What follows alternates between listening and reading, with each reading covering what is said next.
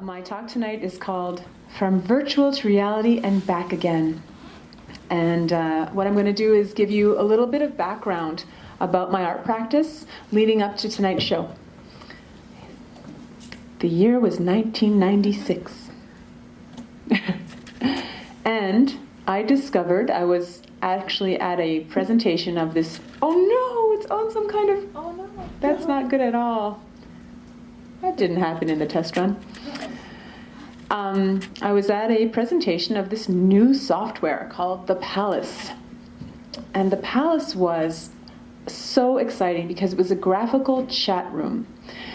So today we text one another all the time and don't even think about how amazing it is. But in 1996, it was totally amazing that we could use the internet to write to someone in real time. They would get it instantaneously. And it could be somebody all the way in the Soviet Union. It didn't matter. Well, now the Palace was one step better because it was all the fabulousness of chat, but with imagery. And let me go skip ahead one and come back because it's nice to show you a picture of what it looked like. And this is a project I did called CyberPowWow. So you saw that slide very quickly. But this is what the Palace looked like. Okay, it was a little GIF window. So the orangey window is a background drawing that an artist did. And then in the foreground, all the figures you see and the smiley faces, those are avatars.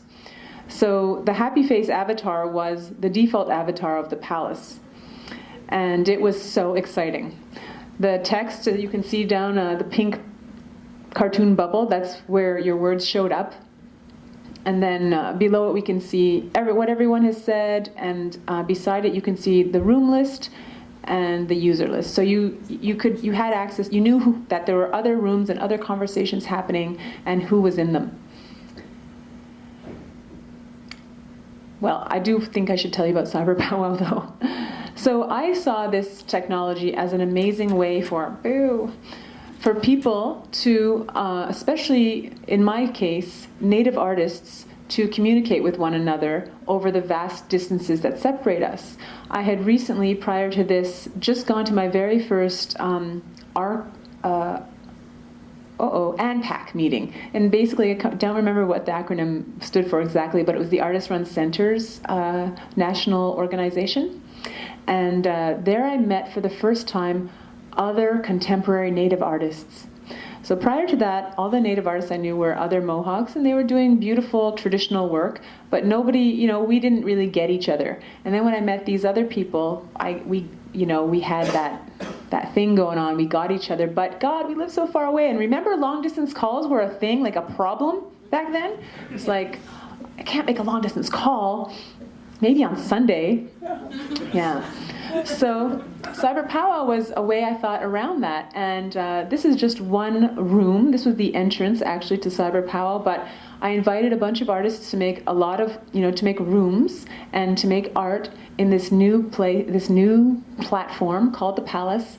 And they did that. And then we had a CyberPowWow in which we invited people to come to physical places, gathering spaces we called them, and access computers and the internet, because especially then, remember, not everyone had a computer and certainly not everyone had a modem, and even fewer people were willing to download the Palace. So they would come to these places and we connected the places by modem, and we got to talk to one another and talk about art. And I did actually 4 iterations of CyberPowWow, and the cyberpowwow.net website is still online if you want to find out more about it. You can see some of the artwork. Most of it is in the Palace, and the Palace isn't working too good anymore. But yes, that is what I wanted to tell you about the Palace. Then in 2001, I was commissioned to do a Millennium piece. Remember, there's a lot of money for given to commission works about the change of the new millennium. And I was one lucky person who got invited to do a project, so I did Imagining Indians in the 25th Century. And this was basically a paper doll, I call it my web-based paper doll time travel journal. And I created a timeline of 1,000 years, only I started the timeline in 1490? God! This site is not online anymore, otherwise I would have the timeline in front of me. I've lost the domain name, and I've lost a lot of the files. So you can't see the whole site, but I can show you a couple of images. Anyway, the timeline began in 1490, 2 years before Columbus arrived, and ended in 2490. And so there was this character, Gazitsahawi Kapozo. She would travel, it's not explained, but she time travels to these different events, one event per century I gave her to go visit, and she writes in her journal and gives her perspective as a modern First Nations woman, and she also has an appropriate outfit for each one. So here, of course, she's visiting Chakotay. She wears this outfit to visit Raven from the novel Snow Crash, which is an important, influential novel in my life. Here's when she goes to see Pocahontas in England. Pocahontas really did go to England. If you saw Pocahontas, The Voyage to Europe, the Disney Pocahontas, #2, she goes to Europe. It really happened. And here she is, of course, at the Powwow of the Future. You might recognize this outfit later if you're looking carefully. And so basically, this was the first time I consciously imagined Native people in the future. And it was when I was right around that, when I was invited to make that piece, I had started to think, gosh, there's only Chakotay and Raven. There's nobody else in the future, no Native people in the future. And I think that's scary. I think that it's possible that if we're not imagining ourselves in the future, we won't be there. And I thought this was something I wanted to explore further. I feel that it's a contribution I can make to my community. It's like, I love to make pictures. I love science fiction. I love my beautiful Aboriginal people. Maybe I can put all those things together and do something that I like and that other people like too. And so as soon as I made Imagining Indians in the 25th Century, it was kind of called a girl piece, which actually surprised me, but of course it is. Paper dolls and journaling. And so I thought, and of course, I don't know if this is of course to you, but for myself, in case you can't tell from the show upstairs, I throw in a lot of stuff in an artwork. And this artwork, in my mind, originally was going to have 4 characters with 4 outfits and 40, events and to visit, and it was really big. And someone very smartly told me to maybe simplify. And so I just have the one character, but I really dreamed of having a male character. And so it's going to go, right? No. So when I thought about, okay, well, if I do a male version of this piece, what would the gameplay be? And of course, the first thing that came to my mind was first-person shooters. Now we're in, I don't know where we're at. We're actually pretty far, like a long time ago, I think 2002, and I had no idea how one would make something look like that. Then finally someone said, well, animation, duh, you should animate it. And actually started to embark on a project with an animator, and it was so horrible that I had to ditch the project. It was wonderful because they wanted to work with me, and I won a prize actually to work with this animator. But they kept cutting down the script. They kept saying, well, we can't, do that, and this is gonna take this long, and flying in a jetpack, are you kidding? So I gave up on that idea, and I just sort of sat on this script that I had written.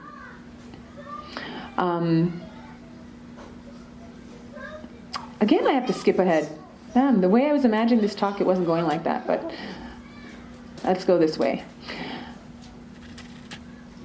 Sorry, it's that skip ahead thing. So then I was introduced to a new platform, Second Life. Okay, I think I can see your hands. Who here knows what Second Life is? Oh, wow, that's a good amount of people. Usually that's great. So Second Life is a massively multiplayer online world, as you know, and it's the internet's largest user-created 3D virtual world community. So the user-created part was very exciting to me. But of course, the main thing was it was the palace all grown up. It was the palace. Instead of a little flat happy face, you had a whole body. You could move in all the directions and fly. And my character had a jetpack. And then someone told me, well, yeah, you can make movies with this. And I'm like, whoa! that's what I need to do. That's exactly, I've been waiting for this, since I wrote that story. And so I embarked upon figuring out how to make what I now know is called Machinima. So Machinima, if you look it up on Wikipedia, tells you that it's two words put together, machine plus cinema. That's how I think I know how to say it, because I've only ever read it, right? But I call it making movies in virtual environments. A lot of people, well, not a lot of people still, but people who make machinima often use video games, such as Halo. That's Red versus Blue is a kind of famous machinima, if you might have heard of it. And you can use all these different ones. So now what I want to show you is what I made. And I guess I got to go back to this slide, and it's going to go forward and back. But I want to tell you a little bit about Time Traveler, and then I'm going to show you the first clip, the first little bit here. Sorry. I'll just show you the clip. I think it's going to tell you, you're going to get it. Uh-oh. Eric, did I put it in the wrong one? We tested this, of course. I think I have to do this and then see if it's going to work.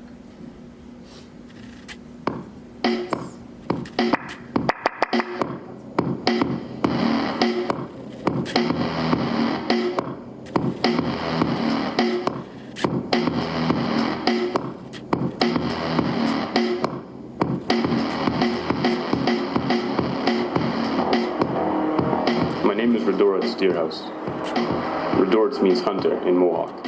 That's what people call me, hunter. I'm a Mohawk, not a Mohican, okay? We survived. Like my father and my father's father, I can use a bow and arrow like nobody's business. I can also paddle a canoe faster than most speedboats and more quietly than your mother's orgasm. And like the legends say, I can walk the high steel without a worry. Hell, I can do gymnastics up there.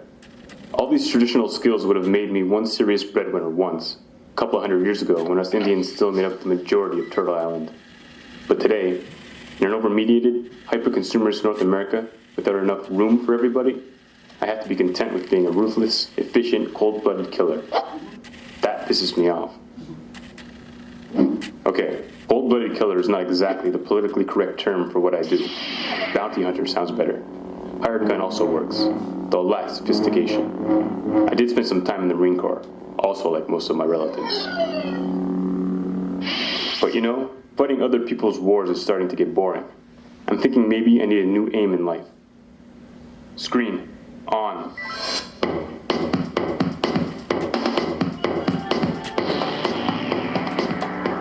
Traveling through time these days is easy, thanks to Time Traveler TM.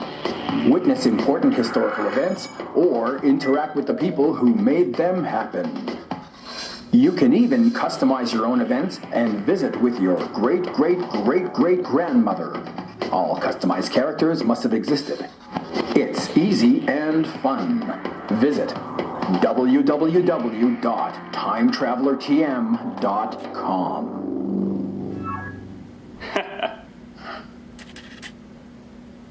Time Traveler TM. On. Yeah, they use these in schools for history class. It takes all the known facts about a particular event in history, a speech, a battle, a day in the life of, and recreates it for you in living color. It's basically like going into a full-on 3D chat room and hanging out with famous dead people, like Geronimo. I'm interested in a little hand-to-hand combat. It's one of my specialties. So, let's try Indian and Massacre. More than 86,000 hits, but most of them talk about Indians being massacred. I want to know about Indians who are doing some massacring. Let me try the trusty random function. Figure odds are good that I'll get to see some good old-fashioned killing, at least. I figure a little visiting with my ancestors, a little recon with my role models, could do me some good right now. Give me a new perspective. Go ahead. Call it a vision quest. So that's the clip. And that's just a part of the first episode. There are 9 episodes. It took about 8 years to make them because the first episode took 2 years to make, and then I also had 2 children. And anyway, there's a lot of reasons. There's a lot I can talk about just about making Time Traveler TM in Second Life. First we had to find people to figure out how to do everything. We made this Fort Calgary and the benches. We figured out how to make our own outfits. When we began, Hunter was the darkest skin that we could find in Second Life. So I mentioned that it's a user-created world, and so basically you go in there, you've got access to tools in world to build things, but and so that's great. And what people do is they build things for themselves, but then they offer them to other people, usually through a Second Life marketplace. And so, like I said, all the default characters were pretty pale.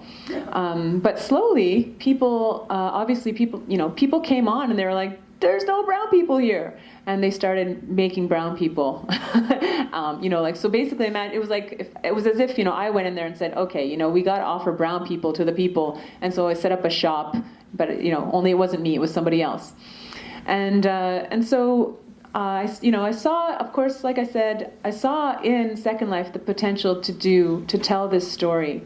And as I did it over the years, Second Life became more sophisticated and in a number of ways. And so in the offerings that were available online, on the marketplace, we could find amazing things like, in addition to the beautiful skins we finally started to find, we bought, in fact, a city. So we built a city, and what you see in the very first scene there, those signs and the storage locker apartment building that he lives in, and some really crappy buildings, those we made. And then by the next time you see a city, I think, or anyway, several years down the road, we were able to buy, if you can imagine, it's like a snow globe. So it's like a virtual, humongous snow globe, which we were able to just place over our set. And we now had an entire city around our characters. So this was really amazing. So we were basically, what you see in all the episodes is a mixture of things we bought from other people. We were not very good at making skins. We were not very good at making hair. So we always bought those. And then we said, okay, anything that's like, for lack of a better word, I'm going to say normal, but anything that, you think you can, we would look for almost everything, but there were things that we knew we would not be able to find. So stuff like ribbon shirts, all the native stuff, we just couldn't find, except for those skins. So I'm lying. There's moccasins too we would buy, but there's a lot of things that we had to make. So I'm going to show you a few images from Time Traveler, but of course the full-on movies are playing upstairs. Whoops. This is just, there's Hunter outside his apartment. Kind of represents episode 1 for me. This is going to be so annoying. Episode 2, maybe I'll talk fast. See, we found all the native guys. Episode 3, it's the Mohawk Crisis, 1990. Episode 4, we have a new character, Garakwahawi Kapozo, the female, and she goes to the powwow of the future. Actually, these ladies are in the powwow of the future. This is Kadri Tekakwida. She's the first native person to be canonized a saint. She lived in 1680. Here, I got to stop on this picture because I just want to tell you about, I'm gonna just tell you a couple of things. So Kadri, we made the smallpox scars to put on her skin, and we built an amazing longhouse village, which I'm looking forward to you seeing. It was so fun. By this point, I had a small team of people working with me, 3 wonderful, beautiful young ladies who were amazing. And in fact, they started to specialize. One was skin, makeup, and costumes. The other one was the environment, the sets. And the third person did props. So for example, what did she make here? There's maybe actually nothing that's in this image, but there's a few things. Anyway, category props, yeah, okay. Now here we have, so sorry about this. we went back to 1490, same as in the Imagining Indians piece, because it was just such a rich place to visit, and we made almost everything in these episodes. By this time also, Second Life changed it so that you could affect the lighting. So you'll notice in that episode, and maybe I think it's just there that it's just like the lighting and the sky and everything is just so much richer and more beautiful. Here are the goddesses. Those poncho things they're wearing took about 1 month to make. Here's Snow Crash Raven. Got to make him. That was kind of cool.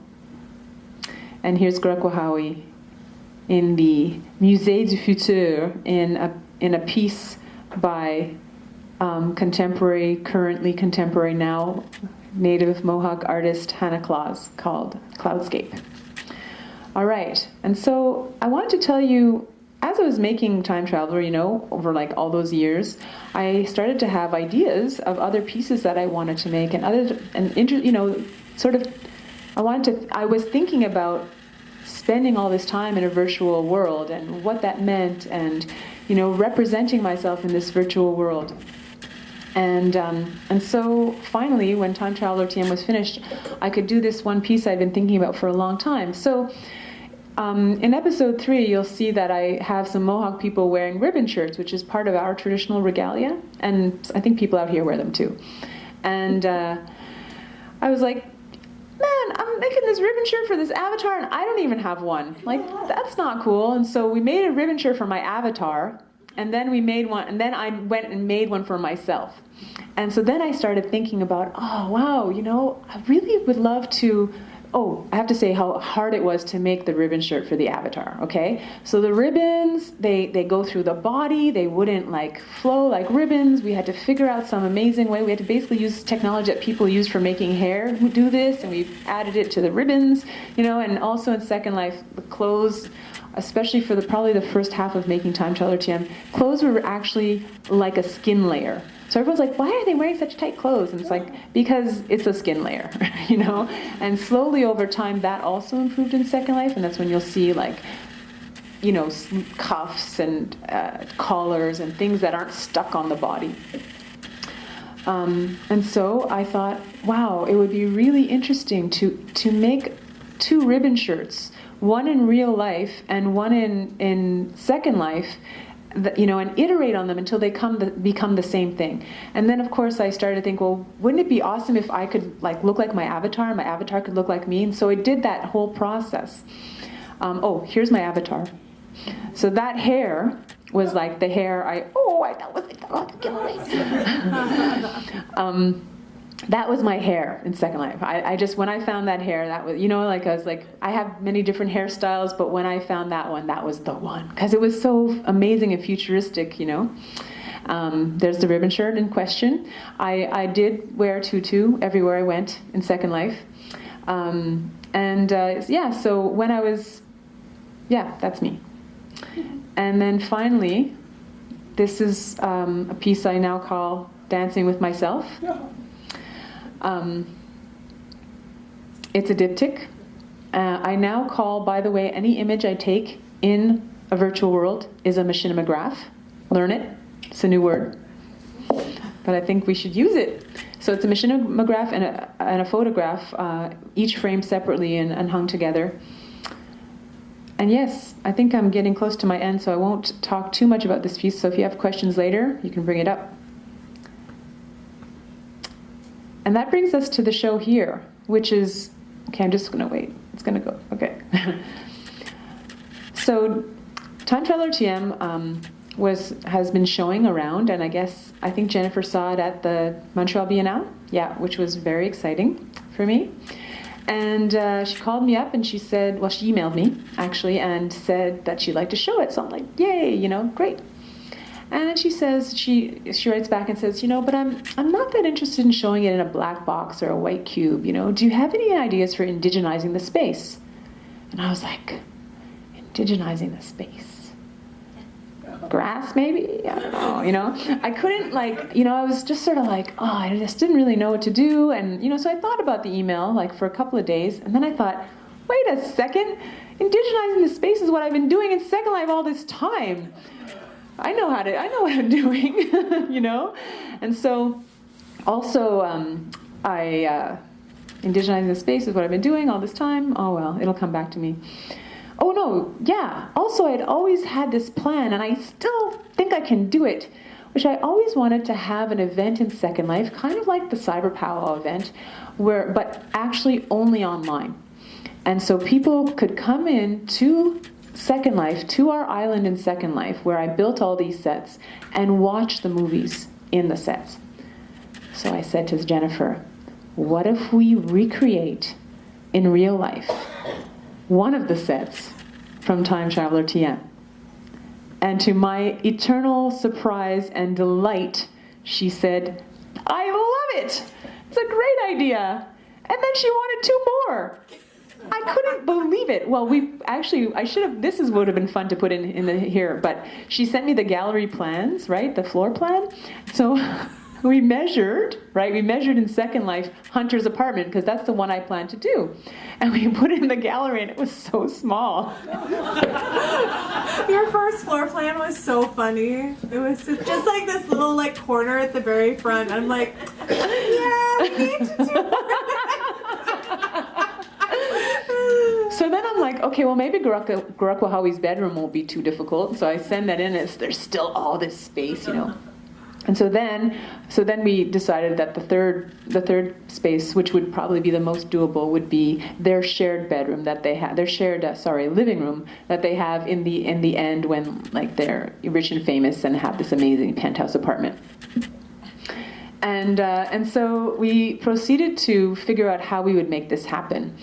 And I love this picture here that I'm showing you because, when we found this desk in Second Life, we just loved it. It was so cute. But I honestly could not imagine how we were going to find this desk. Because we imagined that most things we would buy. We did not really think we would be making anything, did we, at first? No, we were just totally thought, of course that exists in the world, right?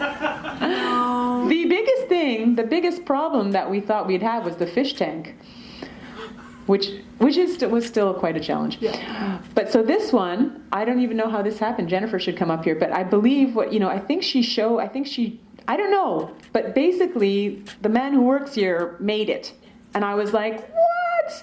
It's perfect. I'm so happy. And the chairs, if you can remember the chair in Hunter's apartment, it looks a little bit like a beanbag, but it so isn't a beanbag chair. So I was like, well, that one's going to be super easy to find. It's just going to be a question of how much they're going to charge me. Impossible. I searched the entire internet and it's not there. So I hired a student to make it. And that student didn't know how to sew, so I made the covers for it. Yeah, there are a few things. The giant dream catcher, we're like, oh yeah, how are we going to find that? We found it. Didn't find it, but found the right person, my cousin, who made it. And she's like, it was so awesome because I put out a call on Facebook. I actually messaged her first. I'm like, do you think you'd know how to make a dream catcher, like a big one?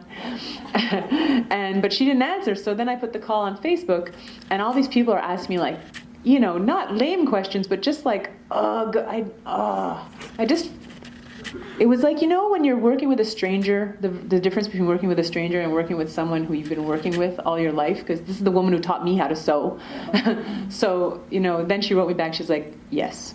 And she made it. She made it in a few, yeah.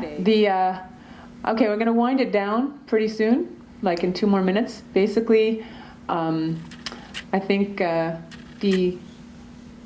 the fish tank was sort of an amazing breakthrough thought, because in their penthouse apartment, a whole wall is a fish tank. And we were like, oh my God, she said, well, we have a great relationship with a pet store. I'm like, it's never going to happen. It's a wall, And so then somewhere, and we don't even remember who had this amazing idea, but she's like, well, the front of the Dunlop is a glass window. And I think it was a mind meld. I think I said, project the fish tank, a machinima of the fish tank on the window, and that's what we've done. So that was a really fun one. And then we realized, well, yeah, the fireplace can be a machinima fire. I had wanted to buy a fireplace, and so I was online looking for these little fireplaces. and it turns out it's video. I'm like, this is crazy. We're not going to buy a fireplace that has a video in it. Yeah.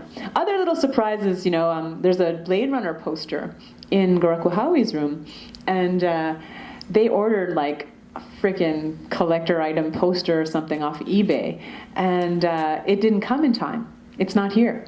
And so they decided to go online. Don't tell anyone we did this, but they found a picture of this poster. Took it, right? They downloaded it. Anyway, they sent it to a printer. It was like 500K. Wait till you see it. It's amazing. It looks so good. And in fact, I think it looks better than the real thing because it looks like it looks in Second Life because it's a little bit uncrisp. It's got that slight blur, and I just love it. Yeah. So that's all I'm going to say. I could talk about this for hours, but I'd like to just also say one last thing, which is Nyawa, thank you so much. I want to thank the whole team at the Dunlop Gallery because it's the whole support system that makes something like this able to happen. And also Aboriginal Territories in Cyberspace, which is a research network that I co-direct with my partner Jason Lewis. And it's thanks to that structure that I'm able to spend time making artwork and have students who will help me make it. But the actual realization of the stuff in that room could not have happened without the help of Jennifer, Erica Perot, my right arm in Montreal, Scott Benacina-Bannon, a wonderful friend of mine whose artwork you will see in the living room, and who also searched the interwebs and found the 3D model files for the Han Solo gun that sits on the wall of Hunter's apartment. Daniel Corson, who I never met until getting here in Regina, but Jennifer found this amazing student who brought her all these many talents to bear in this project. We tasked her with going to the stores to find like the trunk and the bed, and she ended up having to do so much more, and I really appreciate all that you've done. I can't see you, Danielle, but I know you're here, and thank you. Glenn Hubrick, who works here at the Dunlop, also who made that desk. And it was when I saw that desk that I was like, this is going to be great. And Eric Hill, thank you so much for all you've done as well. Can't see you. That's it. Now we'll go for listening.